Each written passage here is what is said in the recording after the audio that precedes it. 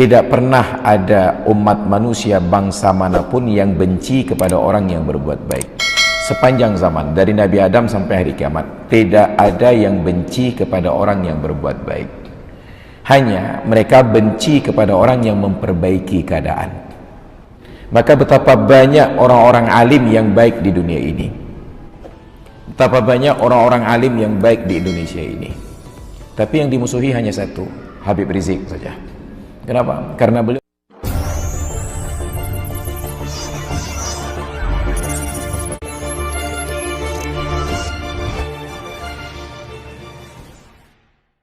Nauzubillah.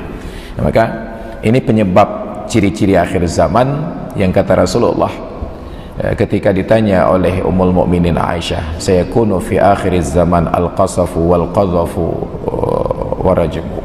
Akan ada nanti di akhir zaman ini lemparan batu, ditelan oleh bumi dan lain sebagainya.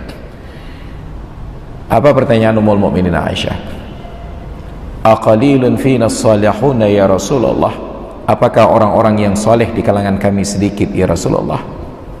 Nabi menjawab, antum kathir, orang-orang yang soleh itu banyak. Wa qalilun minhumul muslihun, yang sedikit itu hanya yang berbuat kebaikan, yang memperbaiki keadaan.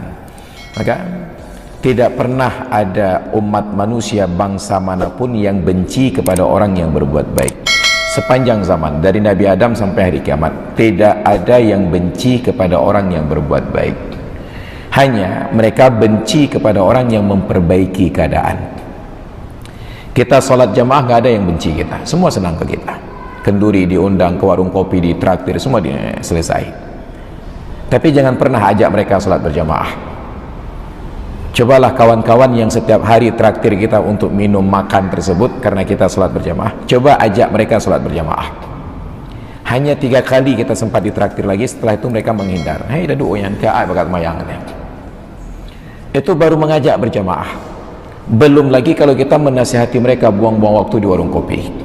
Duduk di warung kopi ditraktir. Hei rampakan handuk kedai kopi. Nanti kedina mulang penumpang buku kajian baca. Itu menjadi pertemuan terakhir dengannya. Ke depan gak pernah terlihat lagi. Asal melihat kita datang, dia langsung bayar tagihan, berangkat aja. Kenapa? Karena manusia tidak ingin diubah keadaannya menjadi lebih baik. Maka betapa banyak orang-orang alim yang baik di dunia ini. Betapa banyak orang-orang alim yang baik di Indonesia ini. Tapi yang dimusuhi hanya satu, Habib Rizik saja. Kenapa? Karena beliau memperbaiki keadaan, bukan hanya berbuat baik untuk diri sendiri. Andai kata beliau mencari aman, maka beliau sudah aman di Arab, tinggal tawaf, umrah, sa'i, haji, aman, tidak ada yang mengganggu beliau di sana. Tapi karena memikirkan tanggung jawab di negeri tempat kelahiran beliau, kemungkaran dan mafasid tersebut merajalela, beliau pertaruhkan semua risiko tersebut. Jangankan beliau, kita pun membayangkan bahwa beliau pulang kemari tidak akan aman. Tapi risiko tidak aman itu beliau jalani. Kenapa? Karena tanggung jawab amar ma'ruf nahi mungkar, maka beliau pulang. Dan ternyata terbukti bahwa itu dipersoalkan dengan berbagai dalih. Yang penting beliau harus bisa ditangkap. Maka kalau ingin hidup aman, jadilah orang baik. Tapi bila anda ingin memperbaiki keadaan, maka siap-siaplah untuk menanggung risiko. Dan itu yang disampaikan oleh Luqman Al-Hakim kepada putranya, wa'mur bil ma'rufi, amar ma'ruf, belum ada masalah. Wanha 'anil munkari, dan cegahlah dari perbuatan mungkar, barulah ada masalah. Wasbir 'ala ma asabak, dan bersabarlah atas derita apapun yang akan menimpamu. Baru derita itu datang ketika kita nahi mungkar. Amar ma'ruf tidak ada masalah. Maka kawan-kawan dari jamaah tabligh, mereka amar ma'ruf, kemana-mana mengajak orang sholat berjamaah, kemana-mana mengajak orang pengajian, kemana-mana mengajak orang berzikir, kemana-mana mengajak orang untuk dekat dengan para ulama dan majelis ilmu. Mereka amar ma'ruf. Maka kawan-kawan jamaah tabligh ini kemanapun, mereka aman-aman saja, karena mereka hanya amar ma'ruf. Tapi begitu ada yang nahi mungkar, maka mereka akan hadapi tantangan-tantangan ini di medan dakwah. Nahi mungkar itu yang menyebabkan masalah. Sedangkan kita, jangankan nahi mungkar, amar ma'ruf saja belum mampu.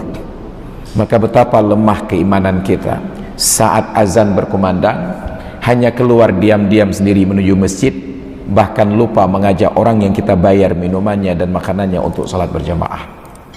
Kita memberikan makan dan minum kepada orang yang tidak kita ajak untuk berjamaah.